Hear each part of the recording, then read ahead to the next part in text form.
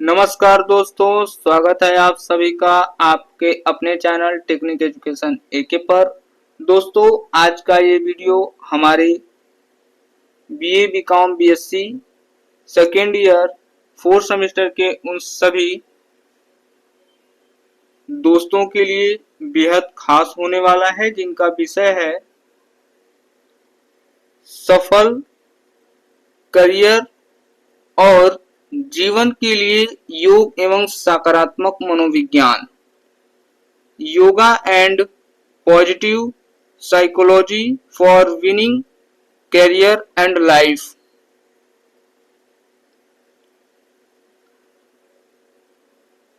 दोस्तों, अक्सर हमें लगता है कि योग सिर्फ शारीरिक कसरत है या मनोविज्ञान सिर्फ किताबी ज्ञान, लेकिन इस विषय के जरिए हम यह समझेंगे कि कैसे ये दोनों चीजें मिलकर हमारे करियर को नई ऊंचाइयों पर ले जा सकती है और हमें एक खुशहाल जीवन दे सकती है। आज की इस वीडियो में हम दो बड़े काम करने वाले हैं। पहला तो सबसे पहले हम इस विषय की थ्योरी को बहुत ही आसान भाषा में समझेंगे ताकि आपका कॉन्सेप्ट पूरी तरह क्लियर हो जाए, और उसके तुरंत बाद हम इसी विषय से संबंधित 50 सबसे महत्वपूर्ण बहुविकल्पी प्रश्नों को हल करेंगे जो आपकी आगामी परीक्षाओं के लिए दृष्टिकोण से बहुत ज्यादा जरूरी है। तो अगर आप भी अपनी परीक्षा में बेहतर अंक लाना चाहते हैं और अपनी लाइफ में पॉजिटिव बदलाव देखना चाहते हैं तो इस वीडियो को बिना स्किप किए अंत तक जरूर देखिएगा। चलिए शुरू करते हैं बिना किसी देरी के आज की क्लास को। विषय का नाम है योग एवं सकारात्मक मनोविज्ञान, योगा एंड पॉजिटिव साइकोलॉजी। दोस्तों, सबसे पहले हम ये समझ लेते हैं कि योगा एंड पॉजिटिव फिजियोलॉजी क्या होता है, इसका परिचय देख लेते हैं। Yoga and positive psychology for winning career and life केवल एक शैक्षणिक विषय नहीं है, बल्कि यह प्राचीन भारतीय प्रज्ञा, एंशिएंट विजडम और आधुनिक विज्ञान, मॉडर्न साइंस का एक अद्भुत संगम है।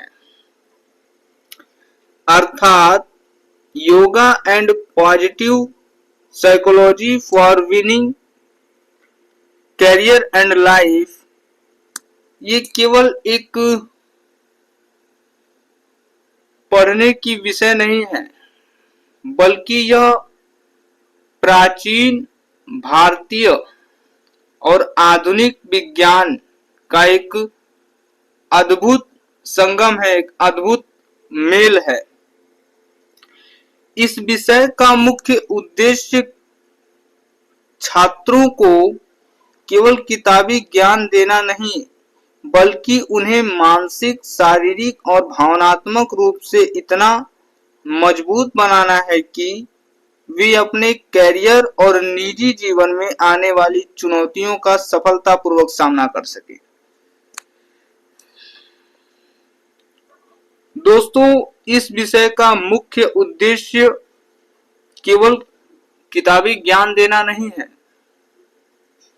योगा एंड पॉजिटिव फिजियोलॉजी विषय का मुख्य उद्देश्य केवल छात्रों को किताबी ज्ञान देना नहीं है, बल्कि उन्हें मानसिक, शारीरिक और भावनात्मक रूप से इतना मजबूत बनाना है कि वे अपने कैरियर और निजी जीवन में जो आने वाली चुनौतियां हैं उनका सफलतापूर्वक सामना कर सके। अगला हेडिंग देखते हैं दोस्तों।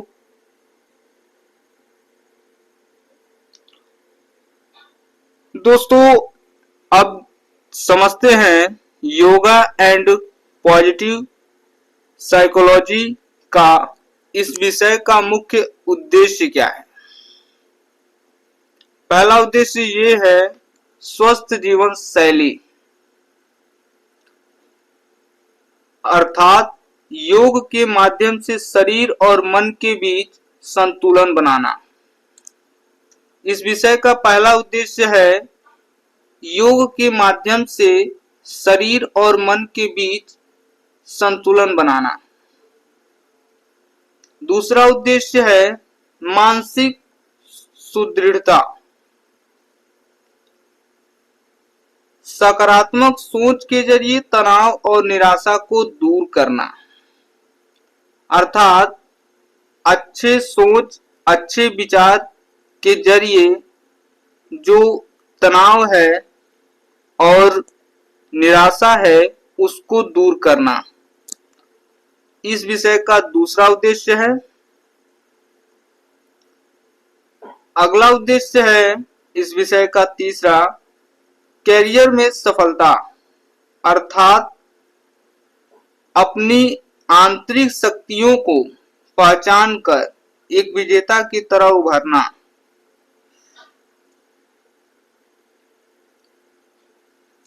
चौथा उद्देश्य है व्यक्तित्व निखार, आत्मविश्वास, धैर्य और नेतृत्व जैसे गुणों का विकास करना, अर्थात योगा एंड पॉजिटिव साइकोलॉजी विषय का मुख्य उद्देश्य यही है कि एक व्यक्ति इसका उपयोग करके अपने अंदर आत्मविश्वास, धैर्य और नेतृत्व जैसे गुणों का विकास कर सकता है। एक व्यक्ति के अंदर आत्मविश्वास, धैर्य और नेतृत्व जैसे गुणों का विकास करना इस विषय का चौथा उद्देश्य है। अगला दोस्तों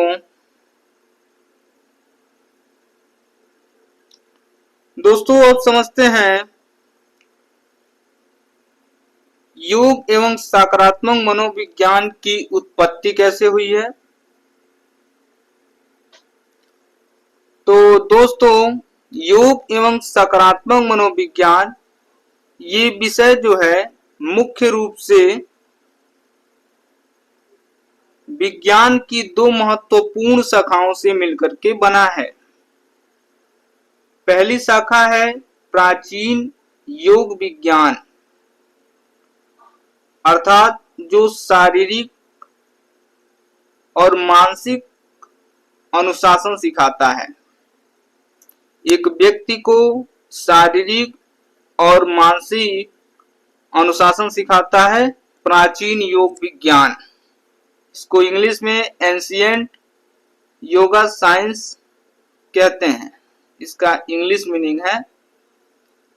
अगली और दूसरी शाखा है आधुनिक सकारात्मक मनोविज्ञान, मॉडर्न पॉजिटिव साइकोलॉजी, जो मानसिक शक्तियों और खुशहाल पर केंद्रित है।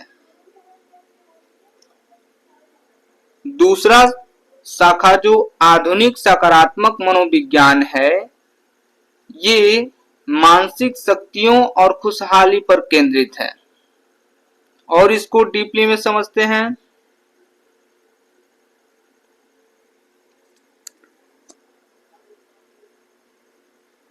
प्राचीन योग विज्ञान,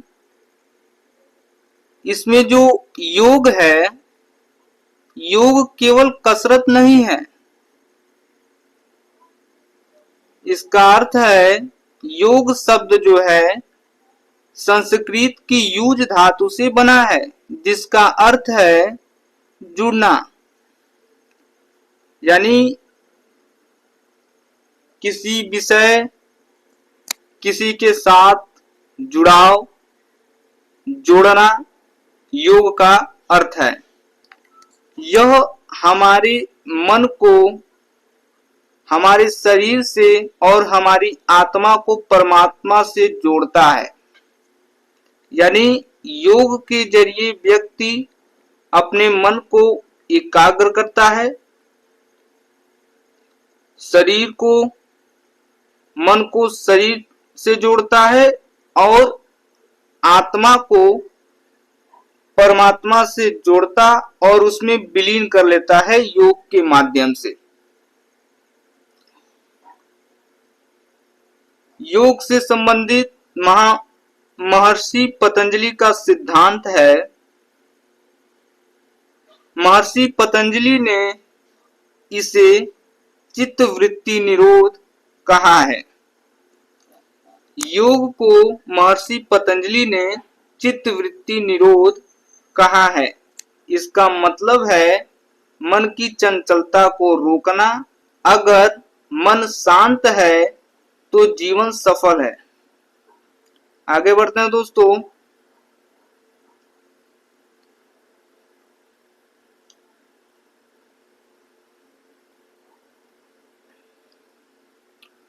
ये स्लाइड सबसे महत्वपूर्ण है। इस स्लाइड में हम ये जानेंगे दोस्तों अष्टांग योग यानी योग के 8 अंगों के बारे में।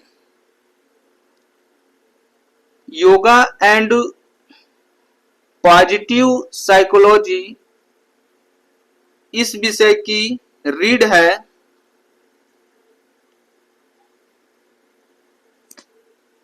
योगा एंड पॉजिटिव साइकोलॉजी की जो है अष्टांग योग इसका आधार है। रीड बैकबोन या आधार कह सकते हैं, ठीक है। इसमें 8 अंग हैं। पहला अंग है यम। यम का अर्थ है सामाजिक नियम, कैसे दूसरों के साथ व्यवहार करें। यम का अर्थ है सामाजिक नियम, जिसमें कैसे दूसरों के साथ व्यवहार करें ये बताया गया है। दूसरा अंग है नियम यानी व्यक्तिगत नियम, अनुशासन यानी एक व्यक्ति को कैसे व्यवहार करना चाहिए दूसरों के प्रति, व्यक्तिगत नियम बताता है। अष्टांग योग का दूसरा अंग जो है कि नियम बताता है, व्यक्तिगत नियम, ठीक है। तीसरा है आसन यानी शारीरिक मुद्राएं। योग में आप कई तरह की मुद्राएं देख सकते हैं, तो अष्टांग योग में जो तीसरा अंग है वो है आसन। चौथा है प्राणायाम। प्राणायाम का अर्थ होता है सांसों का नियंत्रण। सांसों से संबंधित कई योग आप लोग देख सकते हैं, जैसे कि श्वास को अंदर खींचना, छोड़ना, अनुलोम विलोम, ये सभी प्राणायाम के तहत ही तो आते हैं। पांचवा अंग है प्रत्याहार। इसका अर्थ है इंद्रियों पर नियंत्रण। पांचवा है प्रत्याहार, जिसका अर्थ है इंद्रियों पर नियंत्रण। छठा अंग है धारणा, एकाग्रता। छठवां अंग है धारणा, जिसका अर्थ है एकाग्रता, ठीक है। सातवां अंग है ध्यान, जिसका अर्थ होता है चिंतन।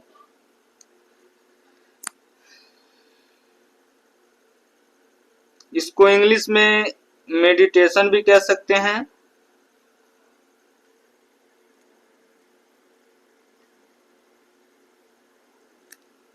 चित्र में आप लोग देख ही सकते हैं, सारी चीजें दी गई है यहाँ पे, तो चित्र के माध्यम से भी सारी चीजों को आप लोग समझ सकते हैं, ठीक है। इसे जूम करके आप लोग देख सकते हैं। आठवां अंग है समाधि। समाधि जिसका अर्थ है परम शांति, यानी कि यम के जरिए सामाजिक नियम कैसे होना चाहिए, कैसे दूसरों के साथ व्यवहार करें। दूसरा है नियम यानी व्यक्तिगत नियम, ठीक है। तीसरा है आसन, शारीरिक मुद्राएं। चौथा है प्राणायाम, सांसों का नियंत्रण। पांचवा है प्रत्याहार, जिसका अर्थ होता है इंद्रियों पर नियंत्रण। छठा है धारणा, इसका अर्थ होता है एकाग्रता, यानी किसी काम के प्रति एकाग्र होना। सातवां है ध्यान यानी चिंतन। चिंतन यानी इसको मेडिटेशन भी कह सकते हैं, इंग्लिश में इसे मेडिटेशन भी कहते हैं, ठीक है। और लास्ट में है, जब ये सारी चीजें क्लियर हो जाती हैं तो लास्ट में जो है कि समाधि, जो कि परम शांति। योग का 8वां अंग इसे इसलिए कहा जाता है क्योंकि इसके दौरान इंसान को परम शांति प्राप्त हो जाती है, योग के 8वें अंग के माध्यम से। अब आगे बढ़ते हैं दोस्तों।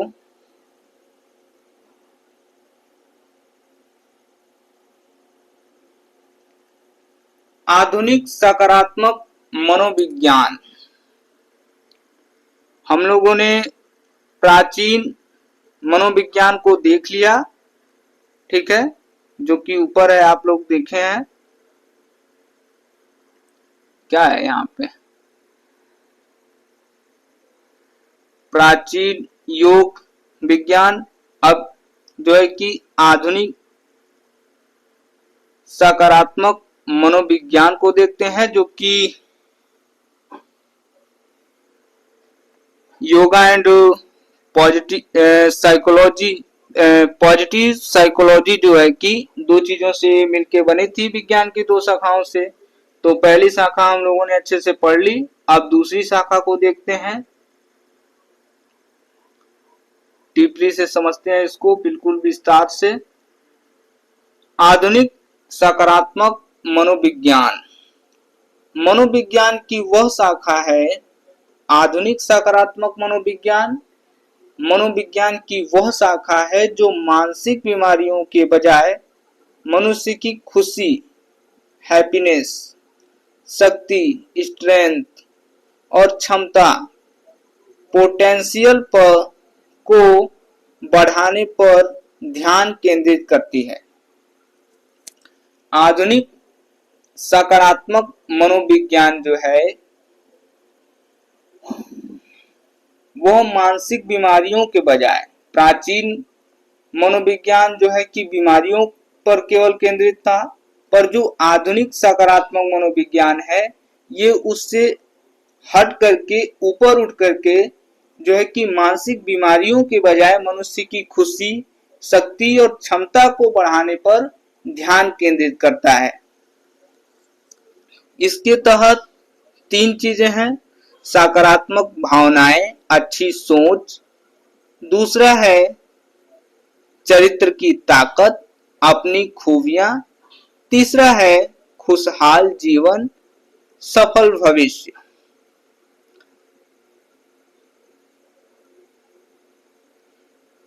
आधुनिक सकारात्मक मनोविज्ञान जो है ये इसे मनोविज्ञान का नया दृष्टिकोण भी कहते हैं, ठीक है। पारंपरिक मनोविज्ञान मानसिक बीमारियों को इलाज करता था, अर्थात जो प्राचीन मनोविज्ञान था वो केवल मानसिक बीमारियों का इलाज करता था, लेकिन सकारात्मक मनोविज्ञान यह सिखाता है कि एक स्वस्थ व्यक्ति कैसे और भी खुश और सफल बन सकता है, ठीक है। जो आधुनिक सकारात्मक मनोविज्ञान है ये यह सिखाता है कि एक स्वस्थ व्यक्ति कैसे खुश और अपने जीवन में सफलताओं को पा सकता है। आगे बढ़ते हैं दोस्तों।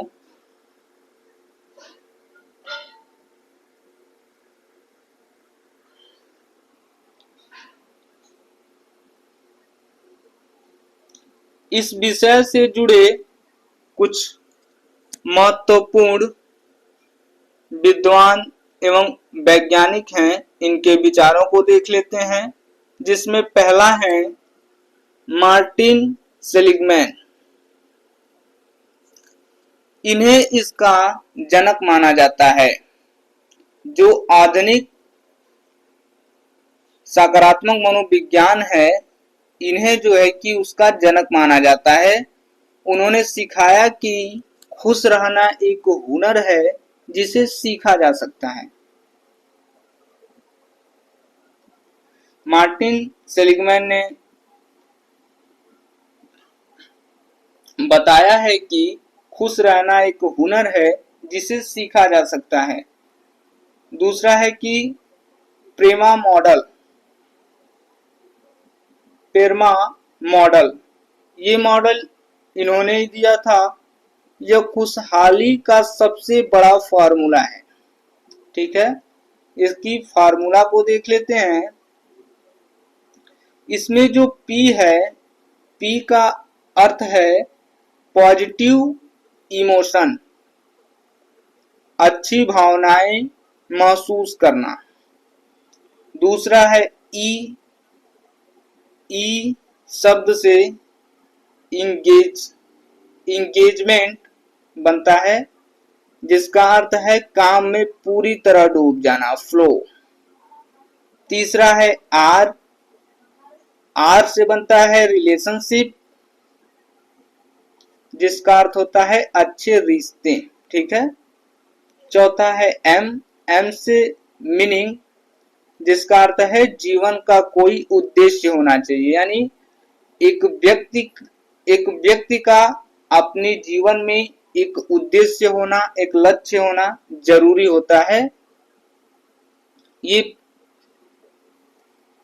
इस मॉडल का जो M वर्ड है उसका फॉर्मूला है, फुल फॉर्म है। ठीक है।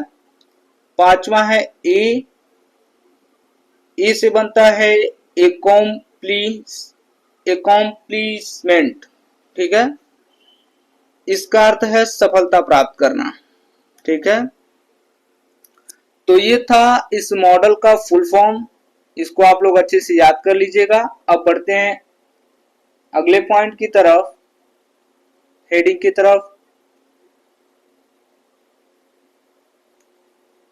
दोस्तों अब देखते हैं जीवन और करियर में इस विषय की आवश्यकता। जीवन और करियर में इस विषय की, इस तरह मिटा देते हैं ताकि आप लोग को पढ़ने में आसानी होगा इसको। जीवन और करियर में इस विषय की आवश्यकता। पहली आवश्यकता ये है इमोशनल इंटेलिजेंस, भावनाओं की समझ। EI, शॉर्ट में इसको EI बोलते हैं।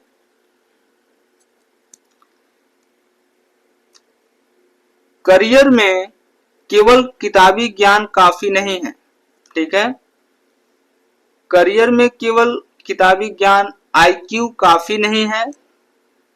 असली सफलता अपनी और दूसरों की भावनाओं को समझने और गुस्से व तनाव को नियंत्रित करने से मिलती है। यही गुण आपको एक बेहतर लीडर बनाता है।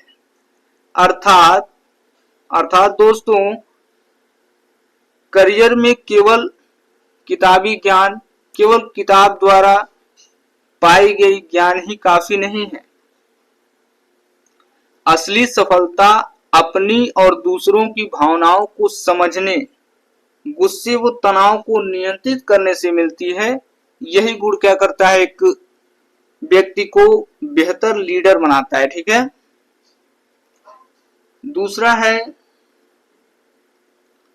दूसरी आवश्यकता है लचीलापन।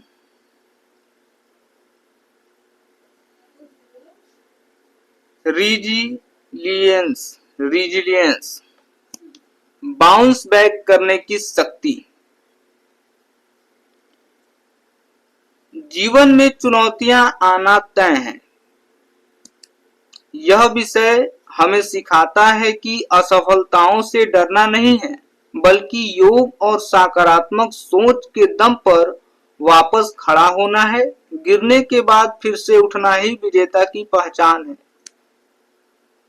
अर्थात दोस्तों, हर व्यक्ति के जीवन में चुनौतियां आती हैं और ये चुनौतियां आना तय है। जब व्यक्ति कोई काम करता है, संघर्ष करता है, तो उसको बहुत सी चुनौतियों का सामना करना पड़ता है। और यह विषय हमें सिखाता है कि हमें उन चुनौतियों से डरना नहीं है, असफलता प्राप्त नहीं करनी है, बल्कि योग और सकारात्मक सोच के दम पर उन चुनौतियों का सामना करना है, वापस खड़ा होना है। गिरने के बाद फिर से उठना ही विजेता की पहचान है। अर्थात उन चुनौतियों का सामना कर अपने लक्ष्य को प्राप्त करना, संघर्ष कर अपने लक्ष्य को प्राप्त करना विजेता की पहचान है। और यही एक बेहतर इंसान को भी प्रदर्शित करता है, एक बेहतर कह सकते हैं, एक बेहतर खिलाड़ी भी इसी सोच का प्रयोग करके जीतता है। ठीक है, बाउंस बैक करने की शक्ति, इन चीजों को आप लोग जो है कि बेहतर ढंग से अच्छे से पढ़ लीजिएगा। ये सारी चीजें जो है कि समझ लीजिए बिल्कुल लाइफ से जुड़ी हुई हैं। ठीक है, इसलिए मैं सोचा इसको थ्योरी में भी बताते चलूं ताकि आप लोग को और मदद हो सके। ठीक है, बढ़ते हैं आगे।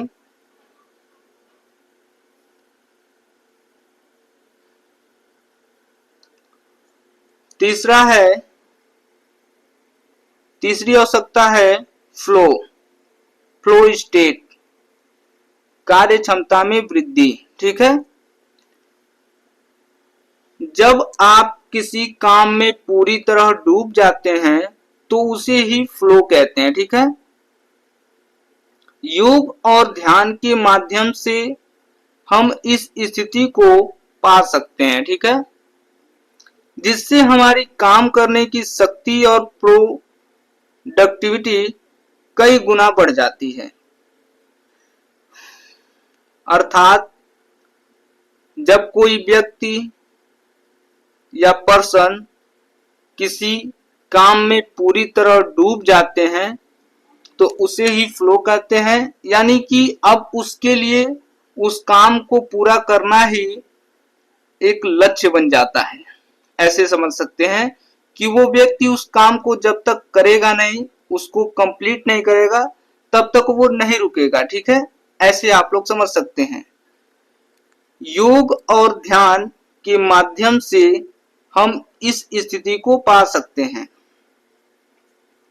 योग के माध्यम से व्यक्ति इस स्थिति को पा सकता है, अपने आप को लक्ष्य के प्रति केंद्रित कर सकता है, जिससे हमारी काम करने की शक्ति और प्रोडक्टिविटी कई गुना बढ़ जाती है। ठीक है,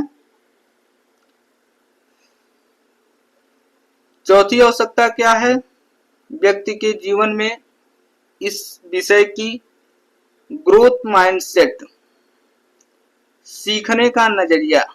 ठीक है, सकारात्मक मनोविज्ञान हमें सिखाता है कि बुद्धिमत्ता स्थिर नहीं है। मेहनत और निरंतर अभ्यास से हम कोई भी नई स्किल सीख सकते हैं। यह नजरिया हमें जीवन भर अपडेट रखता है। अर्थात दोस्तों, सकारात्मक मनोविज्ञान हमें यह सिखाता है कि अपनी बुद्धि, अपनी सोचने की क्षमता को स्थिर नहीं रखना है। ठीक है, बल्कि मेहनत और निरंतर अभ्यास के जरिए हमें नई नई चीजों को सीखते रहना चाहिए। नए नए स्किल्स, नए नए प्रकार की चीजें सीखते रहना चाहिए। ये नजरिया हमें जीवन भर अपडेट रखता है। अर्थात ये सोच ही हमें जो है कि अपनी लाइफ में कुछ अलग, कुछ डिफरेंट करने की क्षमता प्रदान करता है, हमें अपडेट रखता है अपने कार्यों के प्रति, अपनी लक्ष्य के प्रति। आगे बढ़ते हैं दोस्तों।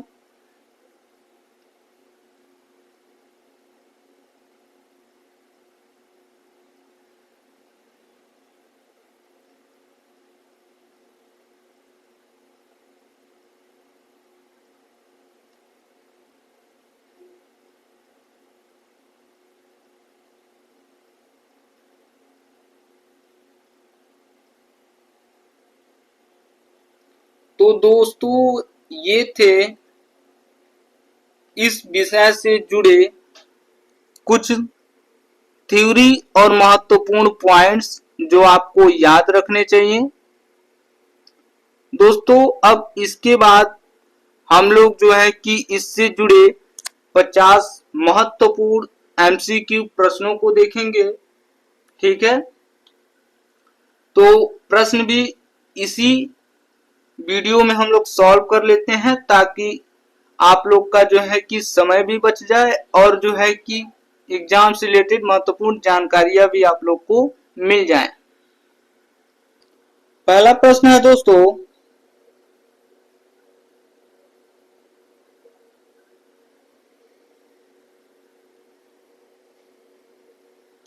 योग शब्द की उत्पत्ति संस्कृत की किस धातु से हुई है? आपके ऑप्शंस भी दिए गए हैं, इसमें 4 ऑप्शंस हैं। आपको थ्योरी के माध्यम से ज्ञात हो गया होगा कि योग शब्द की उत्पत्ति संस्कृत के किस धातु से हुई है, तो कमेंट करके जरूर बताइएगा। योग शब्द की जो उत्पत्ति है ये संस्कृत के युज धातु से हुई है। इसका राइट आंसर है ऑप्शन ए, युज धातु। ठीक है, अगला प्रश्न दोस्तों, योग सूत्र के रचयिता कौन है? योग सूत्र के रचयिता कौन है? तो इसका राइट आंसर है दोस्तों ऑप्शन बी, महर्षि पतंजलि। अगला प्रश्न दोस्तों,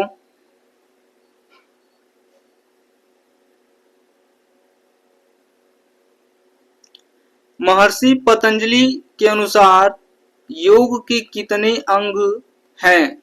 महर्षि पतंजलि के अनुसार योग के कितने अंग हैं?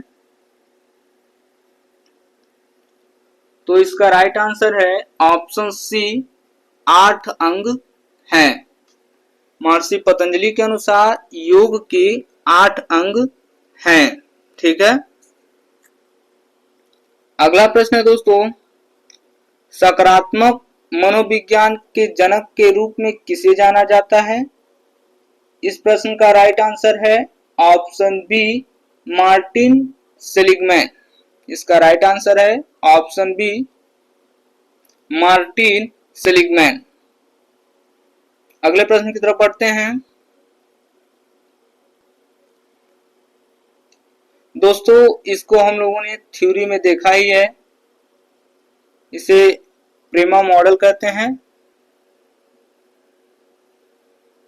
प्रेमा मॉडल का संबंध किससे है? इसका राइट आंसर है दोस्तों ऑप्शन सी, खुशहाली और सकारात्मक मनोविज्ञान। अगला प्रश्न है दोस्तों, चित्तवृत्ति निरोध योग की परिभाषा किसने दी है? चित्तवृत्ति निरोध योग की परिभाषा किसने दी है? तो इस प्रश्न का जो राइट आंसर है दोस्तों ऑप्शन बी, महर्षि पतंजलि ने। थ्योरी में भी हमने इसको देखा ही था जब हम लोग महर्षि पतंजलि के बारे में उसमें चर्चा किए थे। ठीक है, तो उसमें चित्तवृत्ति निरोध का भी जिक्र आया था। तो इस प्रश्न का राइट आंसर है ऑप्शन बी, महर्षि पतंजलि। चित्तवृत्ति निरोध योग की परिभाषा महर्षि पतंजलि ने दिया है। अब बढ़ते हैं अगले प्रश्न की तरफ।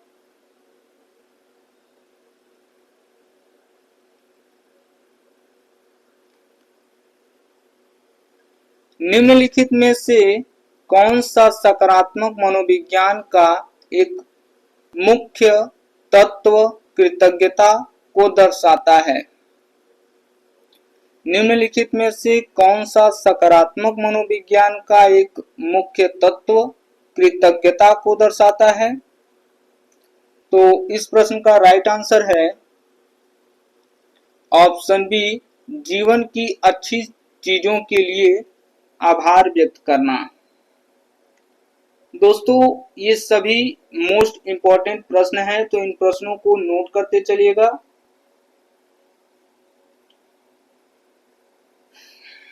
अगला प्रश्न है दोस्तों, इमोशनल इंटेलिजेंस ईक्यू का करियर की सफलता में क्या योगदान है? इसका राइट आंसर है ऑप्शन बी, यह भावनाओं को प्रतिबंधित करने और बेहतर संबंध बनाने में मदद करता है। यह भावनाओं को प्रतिबंधित करने और बेहतर संबंध बनाने में मदद करता है। अगला प्रश्न दोस्तों,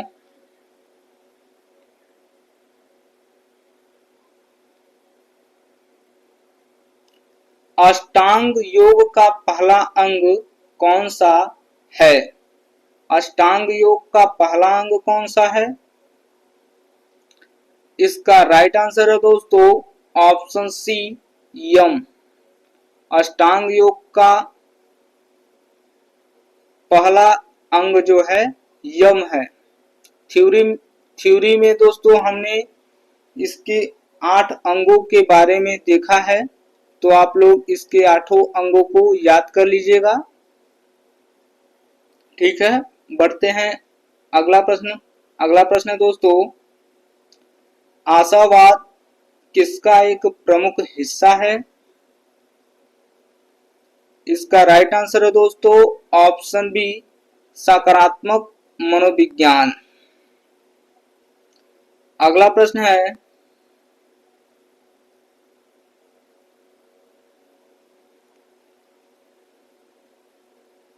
अष्टांग योग के यम के अंतर्गत कितने सामाजिक अनुशासन आते हैं? इसका राइट आंसर है दोस्तों ऑप्शन बी, 5।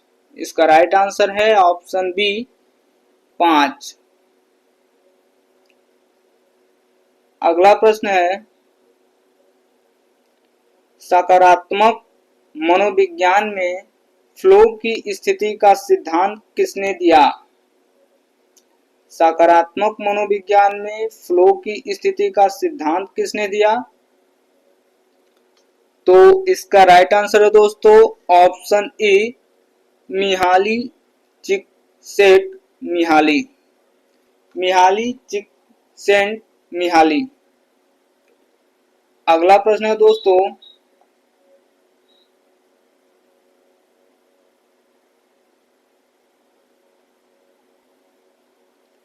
प्राणायाम के 3 मुख्य घटक कौन से हैं? प्राणायाम के 3 मुख्य घटक कौन से हैं?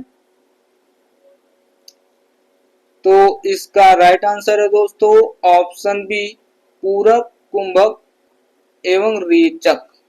पूरक, कुंभक, रेचक।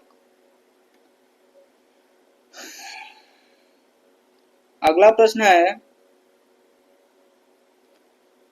करियर में स्वॉट विश्लेषण, स्वॉट एनालिसिस का क्या अर्थ है? इसका राइट आंसर है दोस्तों ऑप्शन सी, ताकत, कमजोरी, अवसर और चुनौतियां। इसका राइट आंसर है ऑप्शन सी, ताकत, कमजोरी, अवसर और चुनौतियां। अगला प्रश्न है दोस्तों,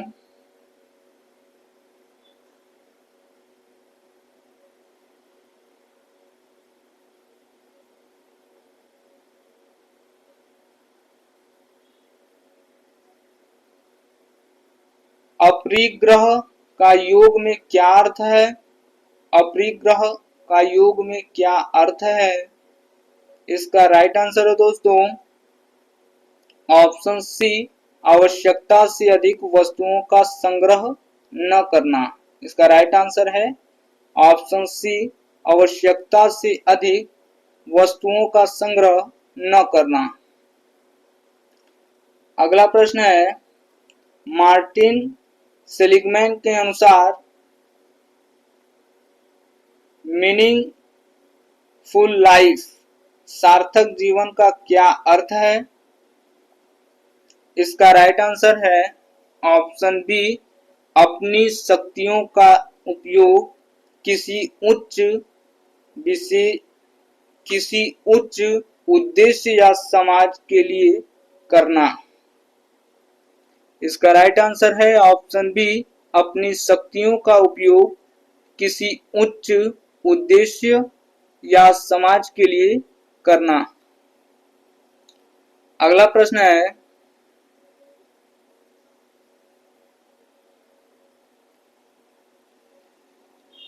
रेचक का संबंध प्राणायाम की किस प्रक्रिया से है? रेचक का संबंध प्राणायाम की किस प्रक्रिया से है? तो इसका राइट आंसर है दोस्तों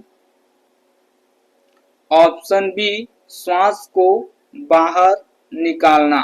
इसका राइट आंसर है ऑप्शन बी, श्वास को बाहर निकालना।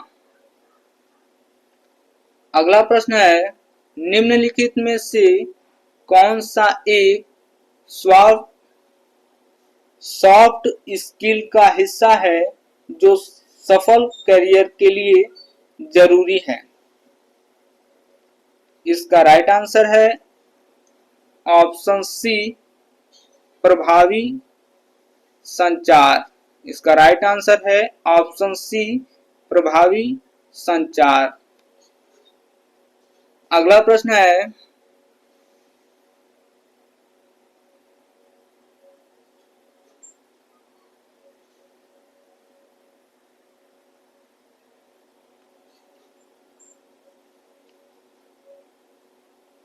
योग दर्शन में क्लेश की संख्या कितनी बताई गई है?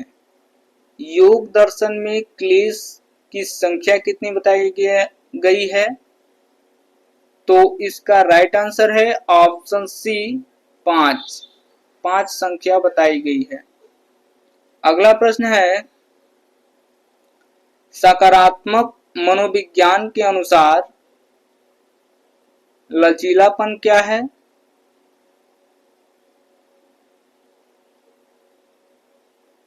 इसका राइट आंसर है दोस्तों ऑप्शन बी, कठिन परिस्थितियों से वापस उभरने की क्षमता। अगला प्रश्न है,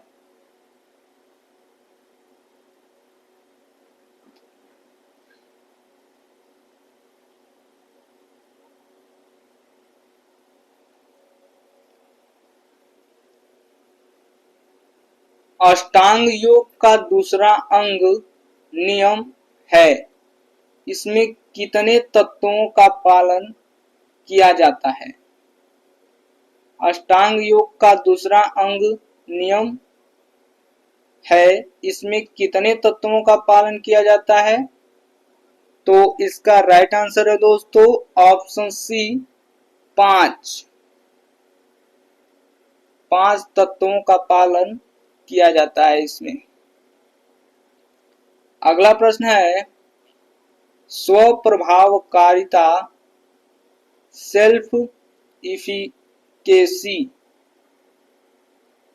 सेल्फ इफिकेस का सिद्धांत किसने विकसित किया?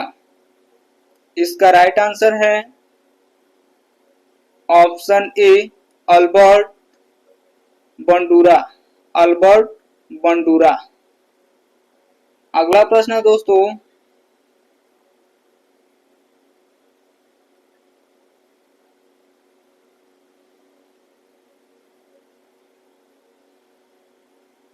स्वाध्याय का वास्तविक अर्थ क्या है?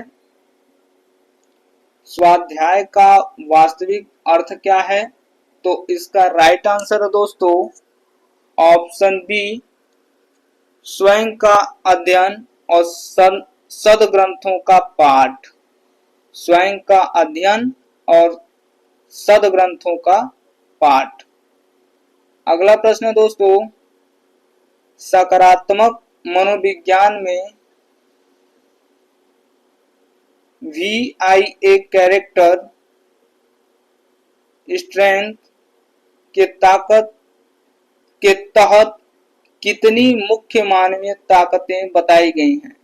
सकारात्मक मनोविज्ञान में VIA कैरेक्टर स्ट्रेंथ के तहत कितनी मुख्य मानवीय ताकतें बताई गई हैं?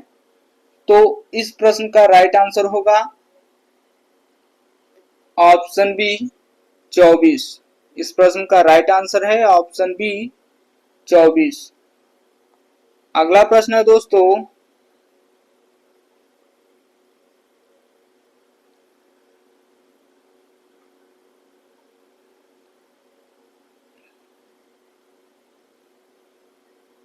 प्राणायाम में कुंभक का क्या अर्थ है? प्राणायाम में कुंभक का क्या अर्थ है? इसका राइट आंसर है दोस्तों ऑप्शन सी श्वास को रोकना, holding the breath, holding the breath, श्वास को रोकना। ग्रोथ माइंडसेट की अवधारणा किसने दी? ग्रोथ माइंडसेट की अवधारणा किसने दी?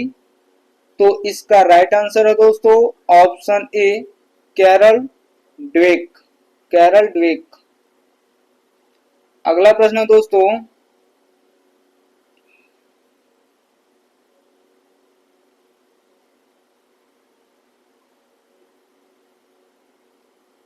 अष्टांग योग के अंतिम 3 अंगों धारणा, ध्यान, समाधि को सामूहिक रूप से क्या कहा जाता है? अष्टांग योग के अंतिम 3 अंगों धारणा, ध्यान, समाधि को सामूहिक रूप से क्या कहा जाता है? तो इसका राइट आंसर है दोस्तों ऑप्शन बी अतरंग योग, अतरंग योग कहा जाता है इसे। ठीक है, अगला प्रश्न है दोस्तों, कार्यस्थल पर टीम वर्क के लिए सबसे आवश्यक कौशल कौन सा है? कार्यस्थल पर टीम वर्क के लिए सबसे आवश्यक कौशल कौन सा है? इसका राइट आंसर है दोस्तों ऑप्शन बी प्रभावी सहयोग और तालमेल, प्रभावी सहयोग और तालमेल। अगला प्रश्न दोस्तों,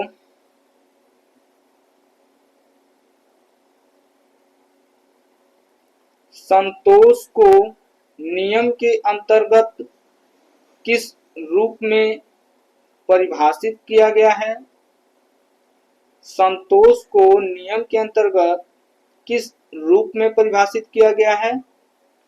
तो इसका राइट आंसर है दोस्तों option be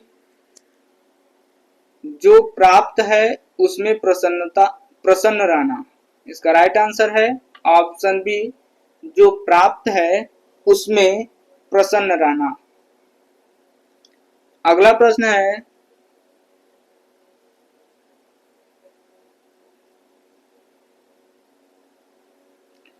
emotional intelligence EI शब्द को लोकप्रिय बनाने का श्रेय किसे जाता है? इसका राइट आंसर है दोस्तों ऑप्शन ए डैनियल गोलमैन। इसका राइट आंसर है ऑप्शन ए डैनियल गोलमैन। अगला प्रश्न है,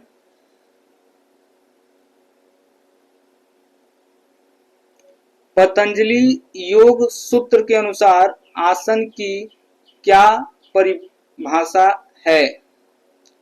पतंजलि योग सूत्र के अनुसार आसन की क्या परिभाषा है? इसका राइट आंसर है ऑप्शन बी स्थिर सुखमासन सनम, स्थिर सुखमासनम, स्थिर और सुखद अवस्था में बैठना। इसका राइट आंसर है स्थिर सुखमासन सनम, स्थिर और सुखद अवस्था में बैठना। अगला प्रश्न है सकारात्मक मनोविज्ञान के VIA वर्गीकरण में सद्गुण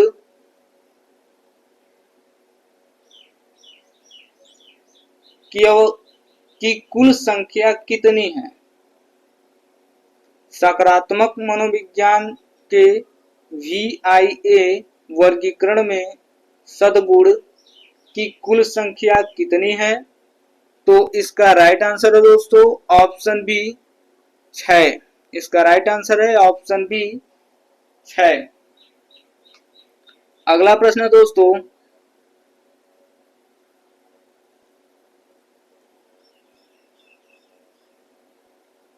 भ्रामरी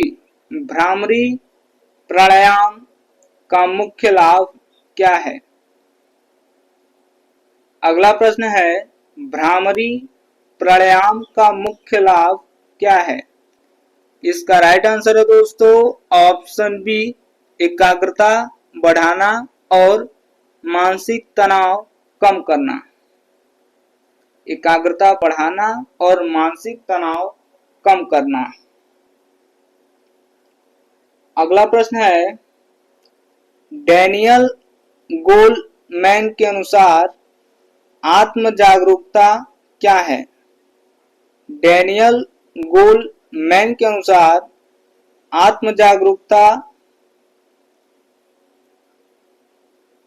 सेल्फ अवेयरनेस क्या है? इसका राइट आंसर है दोस्तों ऑप्शन बी अपनी भावनाओं और उनके प्रभावों को समझना। अपनी भावनाओं और उनके प्रभावों को समझना। अगला प्रश्न है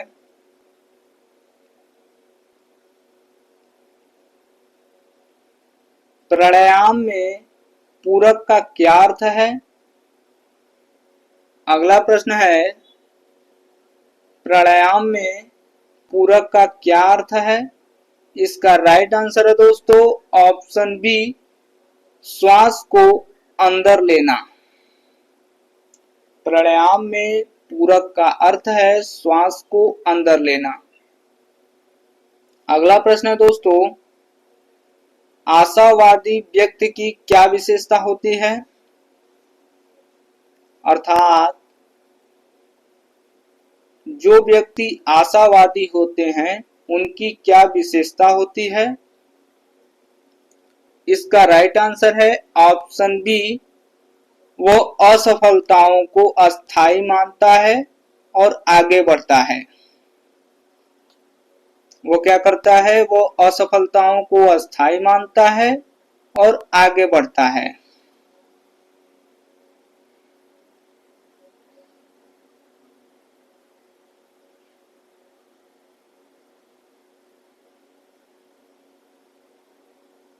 अगला प्रश्न है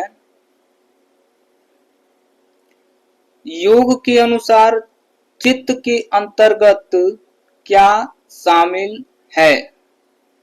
योग के अनुसार चित्त के अंतर्गत क्या शामिल है? तो इसका राइट आंसर है दोस्तों ऑप्शन बी मन बुद्धि और अहंकार। योग के अनुसार चित्त के अंतर्गत जो है मन बुद्धि और अहंकार शामिल है। अगला प्रश्न है करियर की सफलता में सॉफ्ट स्किल्स क्यों महत्वपूर्ण है? तो इसका राइट आंसर है दोस्तों ऑप्शन बी वे दूसरों के साथ संवाद और संबंधों को बेहतर बनाती है। वे दूसरों के साथ संवाद और संबंधों को बेहतर बनाती है। अगला प्रश्न है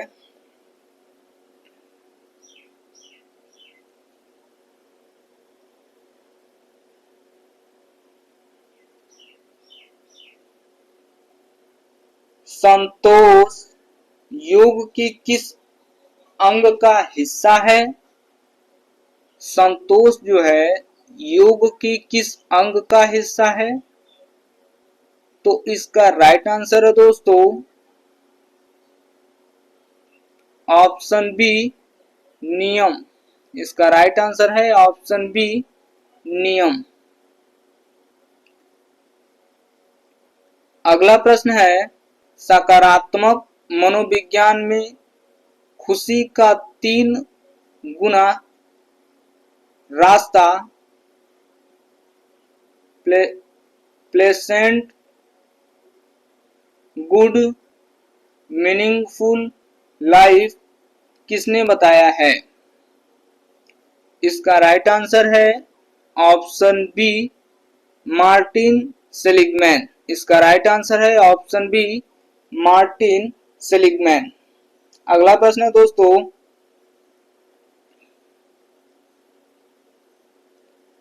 महर्षि पतंजलि के अनुसार चित्त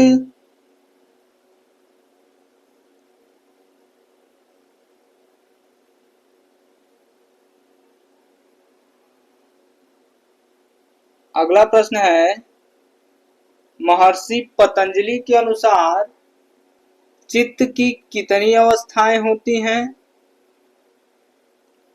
इसका राइट आंसर है ऑप्शन सी 5। महर्षि पतंजलि के अनुसार चित्त की जो अवस्थाएं या भूमियां हैं वो 5 होती हैं। ठीक है। अगला प्रश्न है सकारात्मक मनोविज्ञान में स्वनियमन सेल्फ रेगुलेशन का क्या अर्थ है? इसका राइट आंसर है दोस्तों ऑप्शन बी अपने आवेगों और भावनाओं को नियंत्रित करना। इसका राइट आंसर है ऑप्शन बी अपने आवेगों और भावनाओं को नियंत्रित करना। अगला प्रश्न है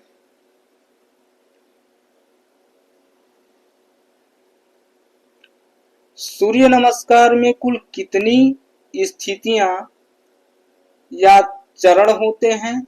सूर्य नमस्कार में कुल कितनी स्थितियां या चरण होते हैं? तो इसका राइट आंसर है दोस्तों ऑप्शन सी 12। 12 चरण होते हैं। सूर्य नमस्कार में कुल 12 चरण होते हैं। अगला प्रश्न है एम्पैथी या समानुभूति का अर्थ क्या है? एम्पैथी या समानुभूति का क्या अर्थ है? इसका राइट आंसर है दोस्तों ऑप्शन बी दूसरों की भावनाओं को उनके नजरिए से समझना। अगला प्रश्न है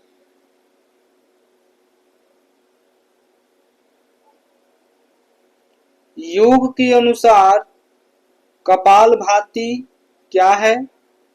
योग के अनुसार कपालभाति क्या है? तो इसका राइट आंसर है दोस्तों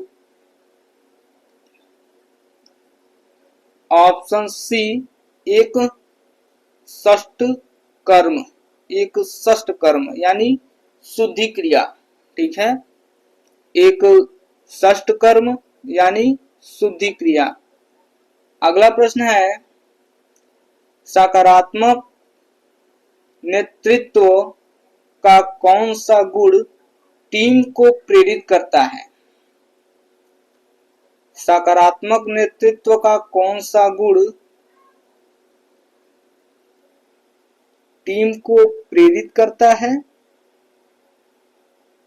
इसका राइट आंसर है ऑप्शन बी विश्वास और टीम की ताकत पर ध्यान देना। विश्वास और टीम की ताकत पर ध्यान देना। सकारात्मक नेतृत्व, पॉजिटिव लीडरशिप का गुण टीम को प्रेरित करता है। कौन सा गुण? तो वो है विश्वास और टीम की ताकत पर ध्यान देना।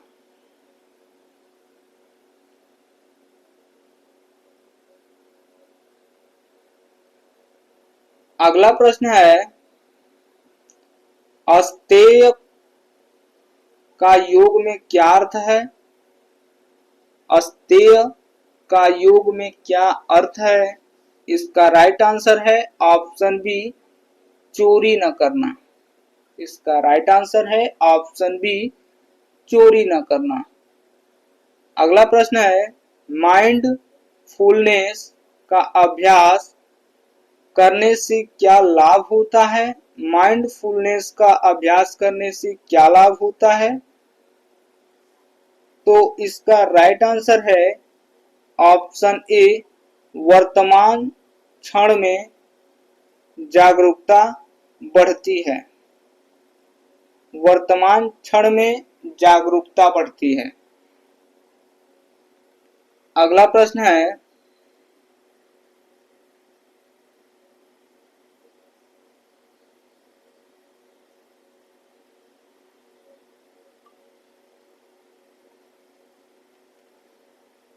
प्रत्याहार अष्टांग योग का कौन सा अंग है?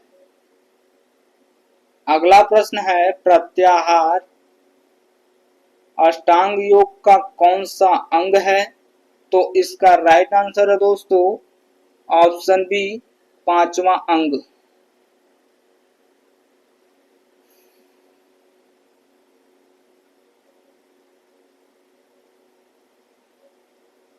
अगला प्रश्न है जो कि 50वां प्रश्न है और सबसे महत्वपूर्ण है, कृतज्ञता पत्र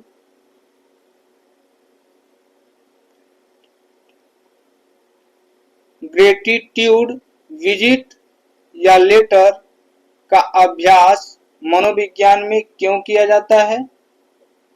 कृतज्ञता पत्र, ग्रेटिट्यूड विजिट या लेटर का अभ्यास मनोविज्ञान में क्यों किया जाता है? तो इसका राइट आंसर है दोस्तों ऑप्शन बी, अवसाद को कम करने और खुशी बढ़ाने के लिए। अवसाद को कम करने और खुशी बढ़ाने के लिए।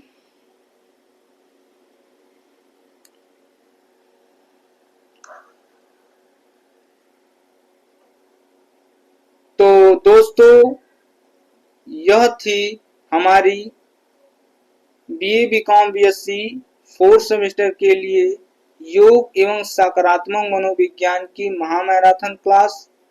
मुझे पूरा भरोसा है कि यह वीडियो आपकी परीक्षा के लिए बहुत मददगार साबित होगी। आपको यह क्लास कैसी लगी हमें कमेंट करके जरूर बताइएगा। अगर वीडियो पसंद आया हो तो इसे लाइक जरूर करें, अपने दोस्तों के साथ शेयर करें और परीक्षा से जुड़े ऐसे ही मोस्ट इम्पोर्टेंट क्लास सबसे पहले देखने के लिए आपके अपने चैनल टेक्निक एजुकेशन AK को सब्सक्राइब करके बेल आइकन दबाना न भूलें।